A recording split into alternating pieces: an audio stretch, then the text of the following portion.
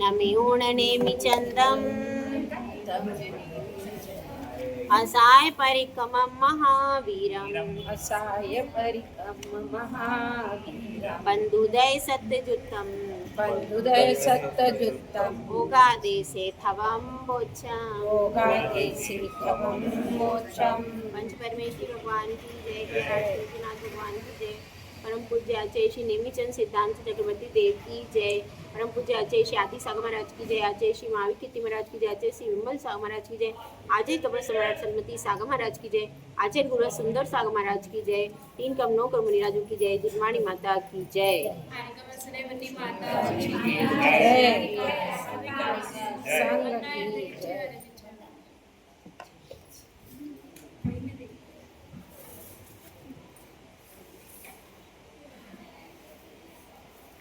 गाथा 51 तक अपना हो चुका है। ठीक है, गाथा 51 तक 91 तक अपना हो चुका है। अब इसके बाद अपन ने 92 भी पढ़ ली थी, है ना। सुबह 92 गाथा हो गई थी, समझ में आ गया। 92 गाथा में कोई दिक्कत तो नहीं है। हाँ, ये तीर्थंकर प्रकृति का एक बार उसका दोहरा देते हैं। 92 नंबर की गाथा, ठीक है आपके पास है। इसमें ये बताया गया है कि तीर्थंकर प्रकृति का जो बंध होता है चतुर्थ गुण स्थान से प्रारंभ होता है अविरत सम्यक दर्शन।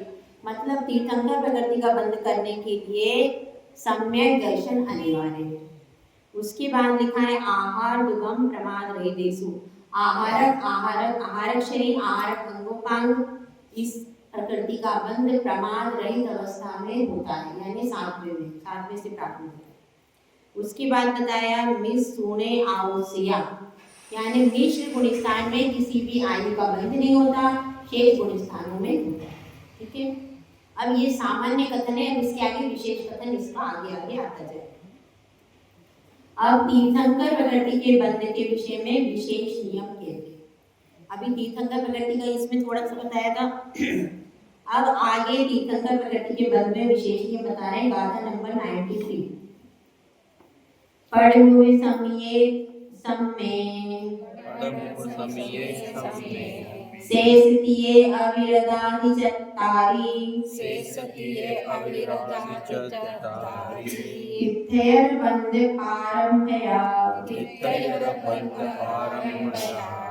नरः केवली दुगन्ते। इसमें बताया गया है पढ़मु समय। पढ़मु समय का अर्थ क्या है? पढ़म का अर्थ है प्रथम, तो प्रथमोपशम। प्रथमोपशम सम्य का अर्थ होता है सम्यक में, प्रथमोपशम सम्यक में। तथा शेषतीय, शेषतीय का मतलब क्या होगा? तीन सम्यक तो और बचे। कौन कौन से बचे? द्वितीयोपशम सम्यक, छायोपशमिक सम्यक तो और छायक सम्यक। ठीक है, प्रथमोपशम सम्यक में तथा शेष तीन कौन कौन से हो गए? द्वितीयोपशम सम्यक, छायोपशमिक सम्यक और छायक सम्यक में। उसके बाद क्या बताया? असंयत गुण स्थान से अविरादादि चत्तारि। ये द्वितीय उपशम समय पे है, उपशम समय अभी बताएंगे, अभी पहले पढ़ लो इसको पहले। हाँ, द्वितीय उपशम समय तो हो गया, छह उपशम समय तो और छायक समय। इसके बाद क्या बताया? असंयत गुण स्थान से लेकर चार गुण स्थान। कौन कौन से? असंयत, देश विरत, हाँ, प्रमत्त, अप्रमत्त, अपूर्वकरण। नहीं, अप्रमत्त तक चार लगाओ, चार केवल अप्रमत्त तक बस। असंयत, देश विरत, प्रमत्त विरत, अप्रमत्त विरत और अप्रमत्त विरत और प्रमत्त विरत। ये इसमें बताया असंयत से अप्रमत्त गुण स्थान पर्यंत मनुष्य ही तीर्थंकर प्रकृति का प्रारंभ, तीर्थंकर प्रकृति के बंध का प्रारंभ कहाँ करते हैं? केवली और केवली दुगंते लिखा है ना। केवली दुगंते मतलब केवली और शिव केवली, ये दो। केवली और शुभ केवली के दुगंते मतलब उनके पादमूल में क्या करते हैं? तीर्थंकर प्रकृति के बंध का प्रारंभ करते हैं। ठीक है, समझ में आया? देखिए, प्रथमोक्षम सम्यक तो मन समझते हैं क्या होता है? प्रथमोक्षम सम्यक जो पहली बार पहली होता बार है, सम्यक। अनादि मिथ्या दृष्टि को भी होता है, सादी मिथ्या दृष्टि को भी होता है, दोनों को होता है। मतलब जो मिथ्या दृष्टि को होता है सीधा सीधा अपन समझ लो, सीधे सीधे क्या समझेंगे कि जो मिथ्या दृष्टि को होता है वो क्या है? प्रथमोक्षम सम्यक। और अब द्वितीयोक्षम सम्यक का मतलब है जो कि श्रेणी चढ़ते श्रेणी चढ़ते वक्त मुनिराज को होता है, वो द्वितीयोक्षम है। द्वितीयोक्षम सामान्य श्रावक को, गृहस्थ को नहीं होता है। ठीक है, तो ये तो समझ में आ गया। इसके बाद छायोक्षमिक क्या है? क्षमिक जिसमें सम्यक प्रकृति, अपन ने 3 पढ़े थे ना, सम्यक प्रकृति का उदय रहता है। परिभाषा भी आपको और विशेष लिखवानी है, लेकिन मोटे रूप में समझ लो। सम्यक प्रकृति थी ना, किसकी थी, किसका भेद था? सम्यक प्रकृति किसका भेद था?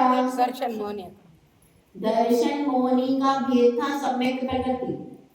तो उस सम्यक प्रकृति का उदय आ जाता है तो कौन सा सम्यक दर्शन हो जाता है? क्षमिक। यानी क्षयोक्षमिक कभी फर्स्ट स्टेज में तो होता ही नहीं।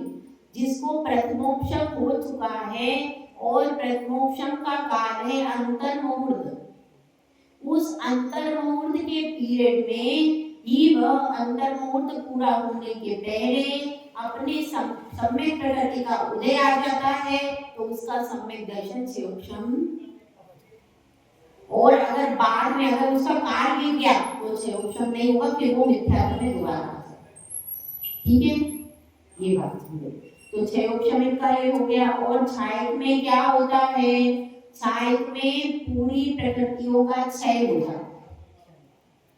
ठीक है, कौन कौन सी प्रकृतियां हैं? अनंत की 4, मिथ्यात्व, सम्यक मिथ्यात्व और सम्यक प्रकृति। इन 7 प्रकृतियों का पूरा जड़ से क्षय हो जाता है। वो क्या कहलाएगा? क्षायिक सम्यक दर्शन। तो इसमें सम्यक क्या होता है? तो किन किन सम्यक में तीर्थंकर प्रकृति का बंध होता है, यह यहाँ पर आचार्य ऋषि ने स्पष्ट किया है। प्रथमोक्षम सम्यक में और द्वितीयोक्षम सम्यक में, छायोक्षमिक सम्यक और छायिक सम्यक, इन सब में 4 गुण स्थान दिए गए। चौथा, ऐसे याद करो, चौथा, 5वां, 6वां और 7वां, ये इजी हो गया। ये 4 गुण स्थान में वह जो मनुष्य है वह केवली और शुभ केवली के पाद मूल में तीर्थंकर प्रकृति के बंध का प्रारंभ करता है। इसमें क्या क्या खास चीजें बता दी? एक तो उसके लिए कौन कौन सा सम्यक तो होना चाहिए। तो इसका मतलब ये तो पहले ही इन्होंने पहले क्या स्पष्ट कर दिया था कि सम्यक दृष्टि ही होना चाहिए, मिथ्या दृष्टि को बंध नहीं हो। तो बंध प्रारंभ कहाँ से हो रहा है? चौथे से। चौथे से लेकर के कहाँ तक होगा? प्रारंभ की अपेक्षा लिखा है, पूर्णता की अपेक्षा से आगे भी जाएगा 8वें तक। हाँ, तो अभी यहाँ पर क्या लिखा है? प्रारंभ की अपेक्षा से लिखा है। यदि उसको प्रारंभ करना है तो 4 से 7 के बीच में कहीं भी कर लो, उसके बाद प्रारंभ नहीं होगा। ठीक है, तो इसमें थोड़ा सा विशेष समझ लेना कि 2 आचार्यों के मत, एक आचार्य का मत है कि प्रथमोक्षम सम्यक में नहीं होता तीर्थंकर प्रकृति का बंध, किसी के ही आचार्य का। लेकिन कर्म कांड में आचार्य नेमिचंद सिद्धांत चक्रवर्ती देव कहते हैं कि बंध होता है। मतलब ये समझ लो प्रथमोक्षम सम्यक का काल केवल अंतर्मुहूर्ती है। कितना है? अंतर्मुहूर्ती है। तो उस अंतर्मुहूर्त में भी तीर्थंकर प्रकृति के बंध का प्रारंभ हो सकता है। मतलब सिर्फ प्रारंभ होना है, और एक बार प्रारंभ हुई तो वो नष्ट नहीं और होती फिर ना। प्रारंभ हो गया प्रथमोपशम में तो वो नियम से भी क्षोभम कर लेगा, वो मिथ्यात्व में नहीं जाएगा। हाँ, नष्ट भी नहीं होता। जिसने प्रारंभ कर लिया है वह फिर दोबारा उसमें क्यों, क्योंकि तीर्थंक प्रकृति सम्यक वही बनती है। ठीक है, ये चीज समझ में आ गई। चलो अब इसके बाद देखो, अब गुण स्थानों में बंद विच्छति कहते हैं। हाँ, सुबह गुण स्थान बताए थे, सब समझ में आ गए, कुछ दोहराना तो नहीं है। अनिलेश भैया ने सुनी क्लास क्या सुबह वाली? नहीं सुनी। चलो एक एक बार अपन ये सब लोगों के लिए दोहरा लेते हैं, आप बता के जाना। चलो एक एक लाइन में गुण स्थान की परिभाषा सुबह करवाइए, ठीक है। पहला गुण स्थान कौन सा है बताओ? मिथ्यात्व। उसकी परिभाषा क्या बताई थी? मिथ्यात्व के उदय से जो परिणाम होते हैं उसे मिथ्यात्व। मिथ्यात्व कर्म के उदय से जो गुण स्थान होता है, जो परिणाम होते हैं, वो क्या हो गया? मिथ्यात्व गुण स्थान। दूसरा कौन सा है? उसकी परिभाषा याद है, बताओ। सम्यक्त्व की आसाधना से और अनंतानुबंधी उदय से जो गुणस्थान बनता है शासन। बहुत अच्छा। देखो नीलेश भैया सुन रहे हैं, दो चीजें उसमें मुख्य है। पहला क्या है, उसका नाम जैसे क्या है, साधन, ठीक है। साधन मतलब साधन आसाधन, ये उसमें से निकल रहा है। तो आसाधना किसकी हुई? सम्यक दर्शन, मतलब वह पहले सम्यक दृष्टि था चतुर्थ गुण स्थानवर्ती, लेकिन अब उसने क्या कर दिया? सम्यक दर्शन की आसाधना कर दी। लेकिन आसाधना करने के बाद जैसे कोई पर्वत पे था, पर्वत से नीचे जमीन की ओर आ रहा है, लेकिन अभी जमीन को छुआ नहीं, तो वो क्या पृथ्वी पर कहलाएगा कि आसमान पे? बीच में। तो वही जो बीच की स्थिति है उसको क्या कहेंगे? शासन। तो अब वो बीच की स्थिति में ना वो सम्यक रूपी पर्वत से गिरा हुआ है, लेकिन मिथ्यात्व की भूमि को स्पर्श नहीं किया, बीच में है। तो उस बीच की स्थिति को क्या कहा है? शासन। साधन आसाधना, यानी सम्यक की आसाधना से सहित है, लेकिन मिथ्यात्व से सहित नहीं। अनंतानुबंधी कषाय का उसको उदय आया, तो उस उदय के कारण वो कहाँ आ गया? दूसरे, ठीक है। तो मिथ्यात्व, इसीलिए इसका क्या है? आसाधना, और आसाधन में अन निकलता है। तो अन मतलब अनंतानुबंधी और आसाधन मतलब सम्यक की आसाधना। मैं इसके लिए गुण स्थान के नाम में ही आपको सिखा रही हूँ, ताकि आप नाम पढ़ो और आपको तुरंत याद हो जाए। अपने कुछ भी नहीं पढ़ा हो तो सिर्फ नाम याद किया हो जिसने, तो वो केवल नाम देख के ही उसकी परिभाषा, ठीक है। तो सम्यक की आसाधना से सहित है, अनंतानुबंधी के उदय से जो गुण स्थान होता है वह कौन सा है? शासन। अब इसके बाद क्या है? मिश्र। इसके बाद मिश्र गुण स्थान, बताओ उसकी परिभाषा। सम्यक्त्व प्लस मिथ्यात्व, उसे सम्यक मिथ्यात्व कहते हैं। सम्यक्त्व भी नहीं है उसका और मिथ्यात्व भी नहीं है, दोनों के मिक्स परिणाम है। अब उन परिणामों को ना सम्यक्त्व कह सकते हैं ना मिथ्यात्व, तो क्या कहलाते हैं? मिले जुले परिणाम, वो क्या कहलाएंगे? मिश्र गुण स्थान। हाँ, अपन ने जैसे पहले में क्या पढ़ा था? मिथ्यात्व का उदय, ऐसे ही तीसरे में पढ़ना है सम्यक्त मिथ्यात्व प्रकृति के उदय से जो जीव के सम्यक और मिथ्यात्व रूप मिले जुले परिणाम बनते हैं उनको मिश्र गुण स्थान। इसके दो नाम है, एक मिश्र, एक सम्यक, मिथ्यात्व। अब चौथा गुण स्थान है कौन सा? अविरत सम्यक, अविरत सम्यक या अविरत सम्यक। इसकी क्या परिभाषा है? जिसके व्रत रहित सम्यक दृष्टि को अविरत सम्यक दृष्टि कहते हैं। व्रत रहित सम्यक दृष्टि जीव है जिसके पास कोई व्रत नहीं है, लेकिन क्या क्या होगा इसको थोड़ा सा अपन समझ लेते। वह व्रत रहित है लेकिन सप्त व्यसन का त्याग रहता है उसको। सप्त व्यसन में अतिचार लग सकता है, कभी कोई परिस्थिति बस, रोज रोज नहीं लगना है, कोई विशेष परिस्थिति होगी, जैसे उसने टीवी आदि देख लिया या मन में उसके कोई गलत परिणाम आ गए, तो ऐसा कभी कभार उसका क्या हो सकता है, अतिचार आदि लग सकता है। तो उसमें क्या क्या हो जाएगा, सप्त व्यसन का त्याग करेगा, उसके बाद अष्ट मूल गुण का क्या करें? पालन करेगा, अष्ट मूल गुण का पालन करेगा, त्याग नहीं करेगा। ठीक है, सप्त व्यसन का त्याग, अष्टमूल गुण, और उसके सप्त व्यसन में भी अतिचार लग सकते हैं, अष्टमूल गुण में भी अतिचार लग सकते हैं। ठीक है, तो ये उसका पालन रहेगा। उसके बाद 5 अनुव्रतों का पालन करेगा, स्थूल रूप से 5 अनुव्रतों का पालन करेगा, उनमें भी अतिचार लग सकता है। ठीक है, ये कौन हो गया, अविरत सम्यक दृष्टि। उसके बाद आ गया 5वां गुण स्थान, बताइए, देश विद, जिसने एक देश पापों का त्याग कर दिया है। 5 पाप होते हैं, 5 पापों का एक देश त्याग कर दिया, वो क्या कहलाता है, देश विद सम्यक दृष्टि। त्रस हिंसा को त्याग वृथा स्थावर न आने, 46 की परीक्षा दी। त्रस हिंसा का त्यागी होता है और स्थावर को व्यवृथा में जानबूझ करके सहार नहीं करता, वो कौन है, देश विद। इसके बाद आ जाओ छठा, छठे का नाम बताओ, प्रमत्त विरत।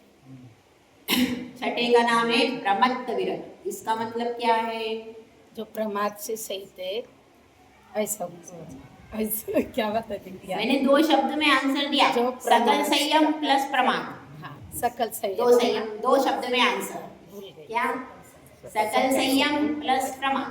सकल संयम में अपन समझ जाएंगे 28 मूल गुण आएंगे। ठीक है, 28 मूल गुण का धारी है, लेकिन क्या है, प्रमाद सहित अवस्थाएं मुनिराज है, वो कौन से गुण स्थान वर्ती होंगे, छठे गुण स्थान। ठीक है, ये कौन सा गुण स्थान हो गया, छठा। अब 7वें में क्या होगा, प्रमाद रहित अवस्था प्लस सकल संयम। अब इसके आगे सब सकल संयम चलने वाला है। अब सकल संयम वाली पूरे जितने भी होंगे आगे, मतलब छठे से लेकर के जितने भी गुण स्थान है, वे सब सकल संयम के साथ ही आगे, उसमें प्लस हो सकता है लेकिन सकल संयम में माइनस नहीं होगा। ठीक है, अब कौन सा हो गया, अपूर्वकरण। अपूर्वकरण, जिसमें अपूर्व परिणाम होते रहते हैं। ये सब अब 7वें से लेकर के जितनी भी गुण स्थान आगे की, ये सब उसकी परद्रव्य से बिल्कुल भिन्न, बिल्कुल निश्चय में शुक्ल ध्यान की अवस्था है। तो अब ये जितनी भी परिणति बताई जाएंगी ना, ये सारी अंतरंग के परिणामों की होगी, क्योंकि परद्रव्य है ही नहीं उनका पूरा उपयोग आत्मा में लग रहा है, इसीलिए अपूर्व परिणाम काय के बनेंगे, उनके ध्यान में बनेंगे। उसके बाद अनिवृत्तिकरण, मतलब उसमें जो परिणाम बनते हैं वो वापस लौटना नहीं होता। अनिवृत्ति यानी वापस लौटना नहीं होता परिणाम। उसके बाद क्या है, सूक्ष्म साधना, जिसमें एकमात्र सूक्ष्म कषाय रह गई है शेष, बाकी सब कषाय को वो उपशम कर चुके हैं या क्षय कर चुके, दोनों प्रकार के हैं ना। हाँ, वो उपशमक भी है और छपक भी है।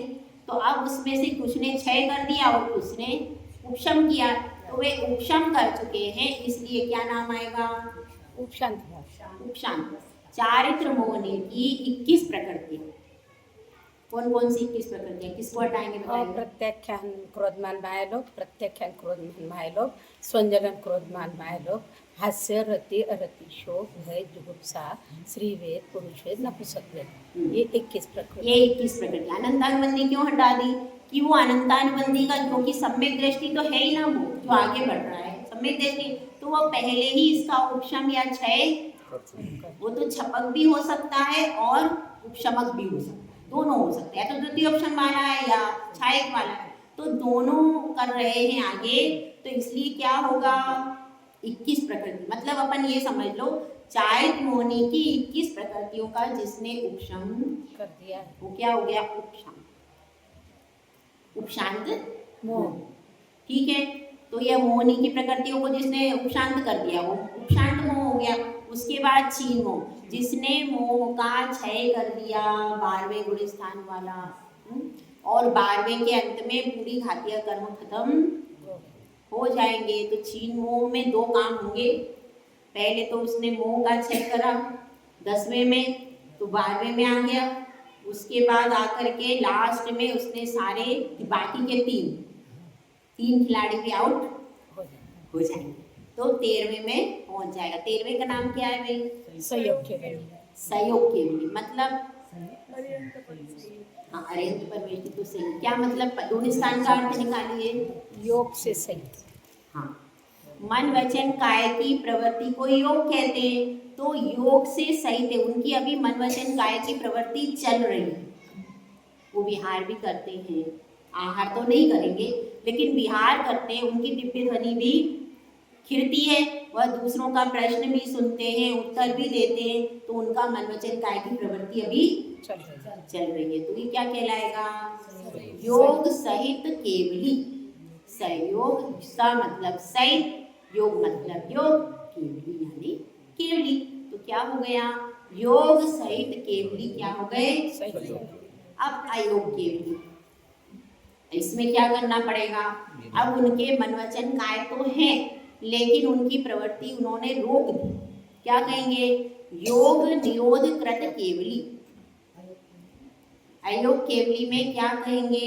योग निरोध किया है उन्होंने, योग नष्ट नहीं किए। तो योग निरोध, उन्होंने योग का पूरा निरोध कर दिया है।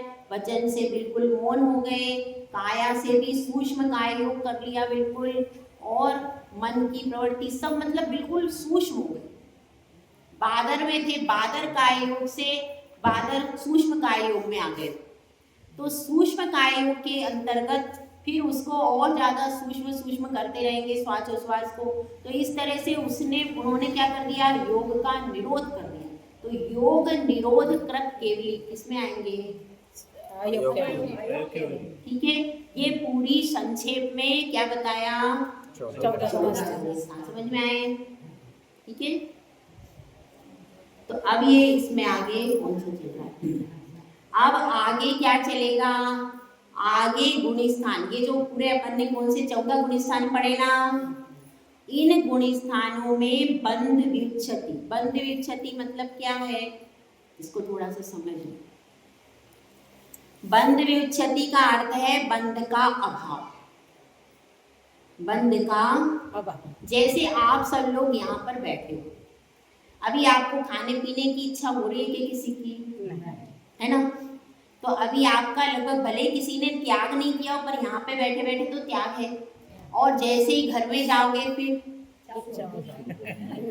हो जाएगा ना। इसी तरह से जिस गुण स्थान में कोई व्यक्ति पहले गुण स्थान को पार करके कहाँ आ गया? दूसरे में आ गया, तो अब उसका मिथ्यात्व कर्म दूसरे में बंधेगा क्या? क्यों? क्योंकि मिथ्यात्व कर्म पहले में ही बनता है। ठीक है, मिथ्यात्व का उदय आएगा तो पहले में ही आता है। तो वह पहले को क्रॉस करके दूसरे में आ गया, तो अब उसको मिथ्यात्व का उदय नहीं। इसी तरह से एक एक प्रकृति है, एक एक प्रकृति के बारे में बताएंगे कि यह प्रकृति इस गुण स्थान तक बनती है, तो उस गुण स्थान में जब दोबारा आएगा तब वह बन सकती है। जब तक उस गुण स्थान में नहीं आएगा तब तक वह प्रकृति बनती नहीं। तो बंध का अभाव कैसे होता है? उसमें गुण स्थान वाइज बताया जाएगा कि पहले गुण स्थान में कितनी प्रकृतियों के बंध का अभाव होगा, ये इसमें आगे बताया जाएगा। देखिए, मिथ्यात्व से गाथा पढ़ लेते हैं अपन 94। 16 पणवीस नभम 10 चौ छक्के बंद वो छिन्ना दुगतीस चतुर पुब्बे पण 16 जोगिनो एको। इसमें बताया गया है मिथ्यात्व से अप्रमत्त गुण स्थान पर्यंत क्रम से। कहाँ से बता रहे हैं? पहले से लेकर के अप्रमत्त गुण स्थान पर्यंत। मतलब कौन सा गुण स्थान आ गया? 7वां। पहले में कितनी होती है? 16। 16 प्रकृतियों के बंध का अभाव हो जाता है। किसमें? पहले गुण स्थान के अंत में। जैसे अपन ने पढ़ा था ना छीन मोह, 12वें गुण स्थान के अंत में घातिया कर्मों का अभाव। इसी तरह से पहले गुण स्थान के अंत में 16 प्रकृति की व्युत्पत्ति हो गई। यानी अगर हमने दूसरा गुण स्थान भी प्राप्त कर लिया, वैसे तो चौथे से दूसरे में आएंगे, लेकिन अगर कोई दूसरे में भी है मतलब उसको 16 प्रकृतियों का बंध नहीं होगा। ठीक है, तो अब यहाँ पर केवल अपन प्रकृति पढ़ लेते हैं, उसके बाद डिटेल में आगे पूरा समझेंगे। पहले में कितनी है? 16। उसके बाद बताया है पण 20 यानी 25। उसके बाद तीसरे में शून्य, क्योंकि मिश्र अवस्था है तो उसमें किसी भी प्रकृति का, मिश्र अवस्था में ना किसी प्रकृति का बंध होता है ना किसी आयु का बंध होता है, मरण भी नहीं होता, क्योंकि आयु का बंध नहीं होगा तो मरण कैसे होगा? ये तीनों चीजें नहीं होती। ठीक है, उसके बाद क्या है? 10। चौथे गुण स्थान में 10। उसके बाद 5वें में 4, छठे में 6 और 7वें में 1। ठीक है, इसको अभी याद नहीं करना, ये मैं आगे सब आपको विस्तार से, केवल समझ लेना, इसको सिर्फ समझना है अभी कि इस प्रकार से होती है। आगे बता दिया। अब इसके बाद बताया अपूर्वकरण। अपूर्वकरण गुण स्थान में दुग 30 चतुर, 2 30 और 4 कैसे कैसे होगी बताइए? अपूर्वकरण में 2 और उसके आगे अनिवृत्तिकरण में 30। नहीं, ऐसा नहीं होगा। अपूर्वकरण में 2 30 और 4 प्रकृति बंध से व्युच्छिन्न होती है। इसी में है तो 36 होती है ना। हाँ, वो 36 की अपेक्षा से ये इसके भाग होते हैं। अपूर्वकरण में 30 भी मिला और 4 भी मिला, चतुर, यानी तब 36 होंगे। ऐसे भाग होते हैं ना, तो इसमें भाग वाइज होती है। पहले भाग में 2 जाती है, दूसरे फिर उसके बाद आगे भाग होते हैं, उसमें 30 जाती है, फिर 4 जाती है, ऐसे मिलके ऐसे इसके, हाँ, कुल मिलाकर के 36 जाती है। अनिवृत्तिकरण में कितनी जाती है? 5। 10वें में 16 और संयोग केवली में 1 प्रकृति की बंध विच्छति हुई। ये 1 से लेकर के 14 तक का पूरा बताते हैं। अब इसको एक एक करके आगे बताएंगे। अब देखो, एक गाथा अपन पढ़ लेते हैं। ये सब याद नहीं करना है, सिर्फ समझना है। आगे आपको प्रकृति याद होगी तो अपने आप याद हो जाएगी। अब 16 आदि प्रकृतियों को 8 गाथाओं से कहते हैं। देखो, मिच्छत्त हुंड संडा, मिच्छत्त हुंड संडा, संपत्ते यख थावरा गावम, संपत्ते यख थावरा गावम, सुमुंडियम मीलिंदी, सुमतियं यलिंदी, निरय दुनिर्यावगम इच्छे।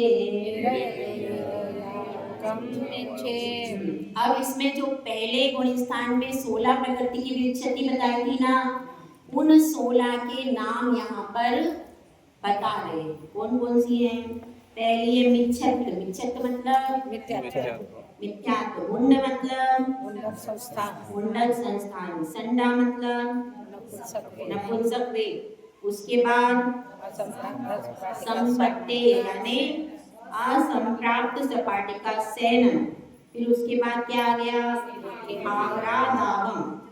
तो इसमें आएगा एकेंद्रिय, स्थावर, आतप। ये हो गई कौन सी? थावरा दावम। उसके बाद सुहुमतीय। सुहुमतीय मतलब सूक्ष्म। ये सब ध्यान रखना, इसमें जोड़े वाइज ध्यान में रखना, क्योंकि आगे स्थावर आतप तक आ गया मतलब ये 3 आ जाएंगे। एकेंद्रीय, स्थावर, आतप, ये 3 आ गई। उसके बाद सूक्ष्म त्रिक कह दिया तो इसमें कौन कौन सी आएंगी? सूक्ष्म, पर्याप्त। ये जोड़ा है भी, जैसे पति पत्नी का जोड़ा होता है। आपका जोड़ा किसके साथ है? प्रतिभा, राजेंद्र जी। ठीक है, ऐसे भी ये सब जोड़े से आती है। अगर आपको, और जोड़े से क्योंकि बहुत सारी प्रकृतियों का उनको वंश लेना होता है, तो वंश के हिसाब से इसमें नहीं। अब सूक्ष्म त्रिक कह दिया तो उसमें क्या क्या आ गया? सूक्ष्म, अपर्याप्त और साधारण। सूक्ष्म, अपर्याप्त और साधारण, ये तीनों आ जाएंगे। उसके बाद कह दिया वियलिंदी। वियलिंदी मतलब विकलेंद्रिय। इसमें कौन सी आ गई विकलेंद्रिय में? 2 इंद्रिय से लेकर 4 इंद्रिय तक। हाँ, 2 इंद्रिय से लेकर के 4 इंद्रिय तक क्या हो जाएगी? विकलेंद्रिय। ये तो अपन को पहले से मालूम है विकलेंद्रिय मतलब। हाँ, 2 इंद्रिय, 3 इंद्रिय, 4 इंद्रिय। 4 इंद्रिय, ये हो गई विकलेंद्रिय। उसके बाद निरय, धुनी, यारुगम, यारुगम मतलब निरय मतलब, निरय का अर्थ है नरक। उसमें देखो निरय लिखा है ना, निरय का अर्थ क्या है? नरक। नरक, निरय दुगम यानी नरक द्विक। इसका क्या होगा? निरय दुगम मतलब नरक द्विक, नरक गति, नरक गति। हाँ, ये सब पकड़ना। सूक्ष्म त्रिक, नरक द्विक कह दिया तो अपने को समझ में आना चाहिए नरक गति, नरक गत्यानुपूर्वी। ऐसे ये जोड़े से याद करने पड़ेंगे। और फिर क्या बताया? आयु, आउगम यानी नरकायु। इसमें निरय या उगम में क्या क्या आ जाएगा? नरकायु, नरक गति, नरक गत्यानुपूर्वी और नरकायु, ये 3 प्रकृतियां आ जाएंगी इसमें। उसके बाद हो गई ये पूरी 16 प्रकृतियां। ये मिथ्यात्व गुण स्थान में विच्छिन्न होती है। ठीक है, अब आगे नहीं पढ़ेंगे। नहीं, कुछ नहीं, सरल है। देखो ऊपर से नहीं जाएगा, सुनिए।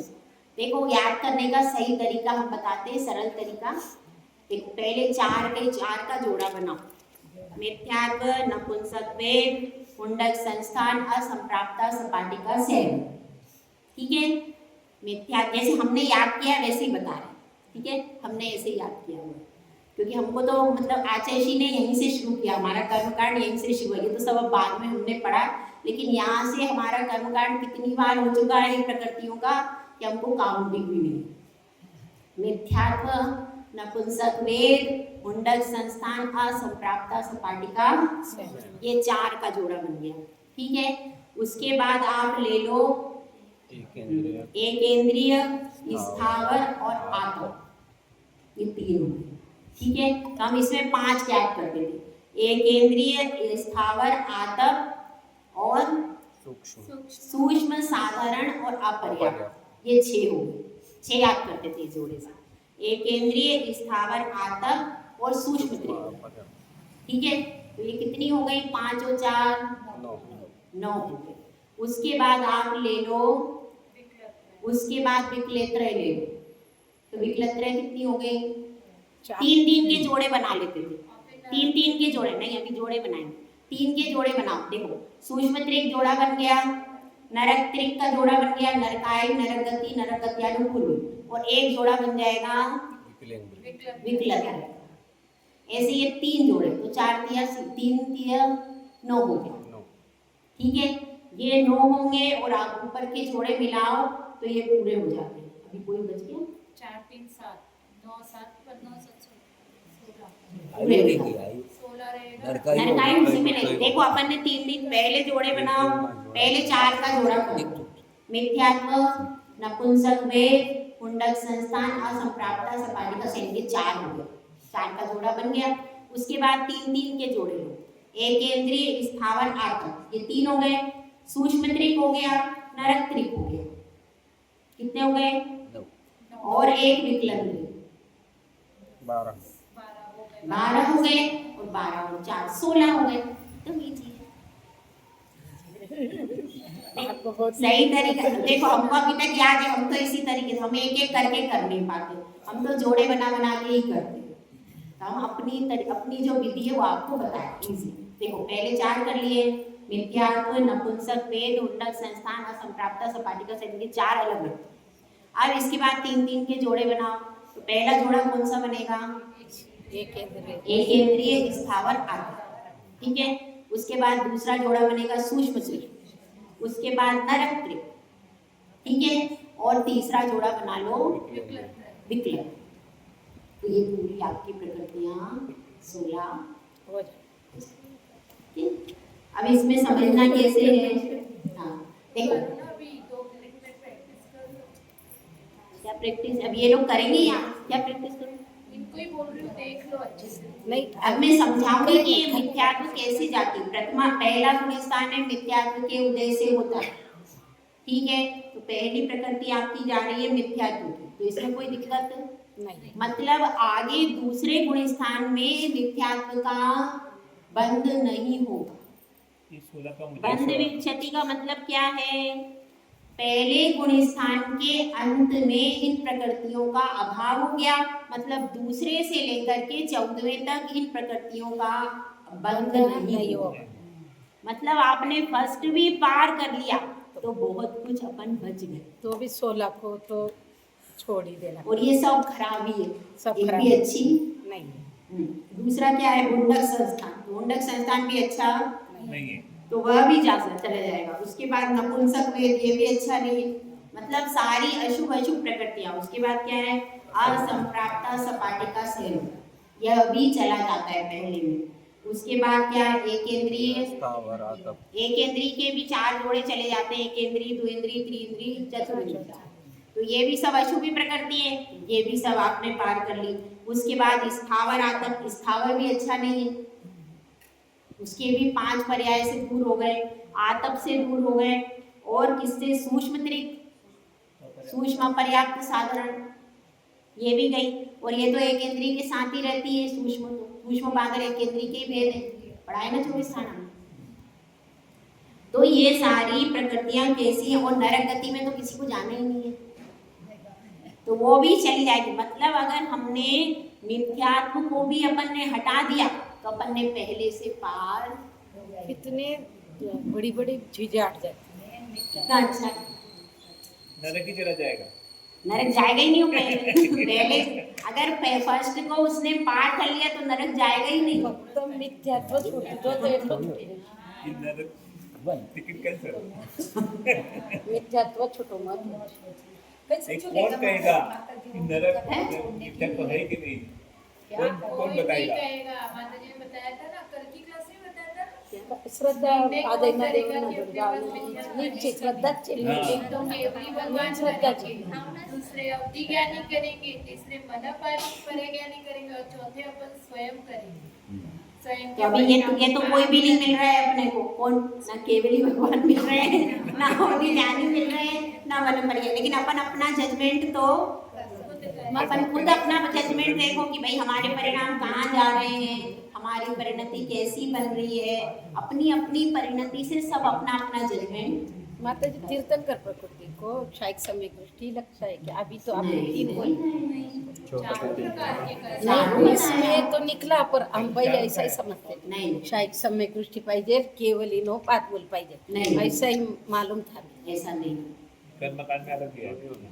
कर्मकांड में कैसे किया? सब जगह ऐसा ही हमको मालूम था ऐसा कि यहाँ पर ऐसा अच्छा इसमें सब में बन सकती है। साधारण व्यक्ति रहते हैं। तो कौन सी समय करेंगे इसमें सब समय करें बंध सकती है, उदय नहीं आएगा। उदय तो छाया वो उदय की बात उदय में तो वो विशेष ही सारा रहेगा।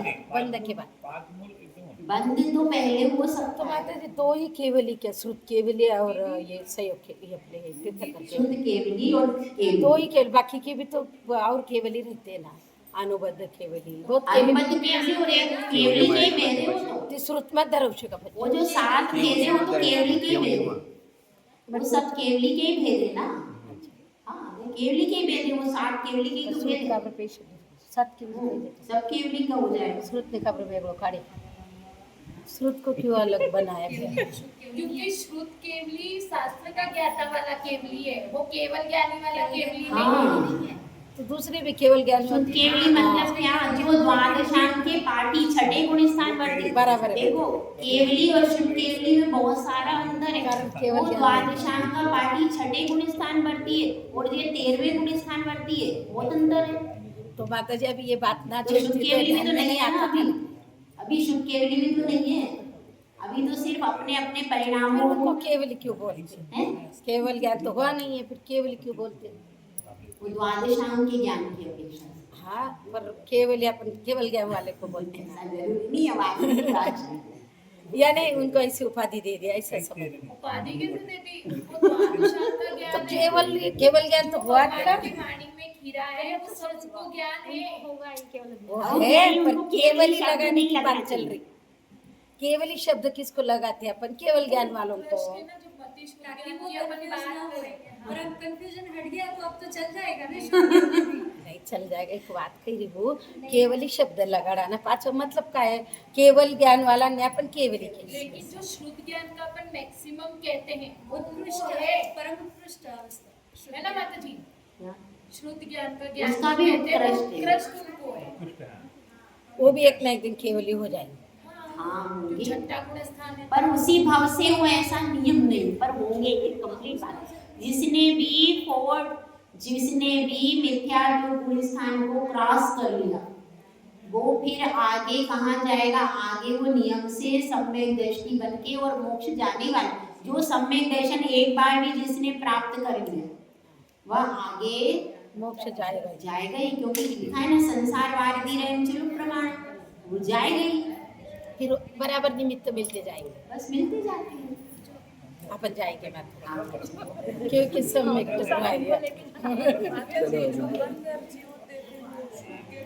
क्या गंध? क्या जो गणधर होते हैं ना, गणधर? वो तो कौन से गणधर केवल केवली के अंतर्गत आएंगे। गणधर तो रिद्धि के धारी होते हैं, 63 रिद्धि के धारी, मालूम। तो उनके पास भी द्वादशांग का ज्ञान होता है। गणधर कौन से केवली में आएंगे? गणधर तो उसमें उनके वो होते हैं, क्या होते हैं? भगवान के तीर्थंकर के गणधर होते हैं। तो वो केवली हो भी सकते हैं और नहीं भी हो सकते, उनकी दोनों प्रकार की व्यवस्था है। केवल ना थे जैसा पर वो नहीं बोलते क्या श्रुत केवली भी?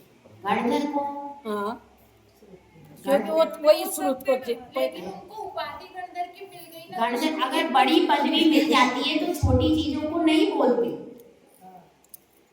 बड़ी पदवी यदि मिल जाती है, यदि कोई प्रिंसिपल है और वो टीचर भी है, तो उसको थोड़ी टीचर है, तो वो शुद्ध केवली हो भी सकते हैं। और लेकिन उनके पास इतनी रिद्धियां हैं कि वो शुद्ध केवली वाली चीज बहुत छोटी हो जाती है। वो होते ही है शुद्ध केवली। हाँ, वो तो द्वादशांग का पूरा वर्णन करते ही है। जब वो वाणी सुन रहे हैं, उनकी वाणी को झेल वो रहे हैं। 63 रिद्धि में सारी रिद्धियां आ जाती है, उसमें तो कुछ बचता ही नहीं। कोष्ठ रिद्धि, बुद्धि रिद्धि, सारी चीजें तो होते ही है, उसमें सब कुछ आ जाता है। गहराई में घुसते लेकिन बहुत ज्यादा अब वही बात सताती है रात ऐसा को नींद लगता है में। अब माता जी मुझसे कितना इरिटेट होते हैं, ये मुझे महसूस हो गया है। मेरे आपके जैसे गहरे गहरे सवाल। हाँ, फिर वही सताता है माता जी। कुछ नहीं, ऐसे सोचने का नहीं ज्यादा चीज। रोज सवाल आ गए ना, जब तक सवाल नहीं होता तब तक ऐसा होता है किसको पूछूं। मैं पूछती भी हूँ, किसी को मैसेज देती थी जो ज्ञानी रहते हैं, भेज देती थी ऐसा ऐसा। चलो बंद कर दो ना।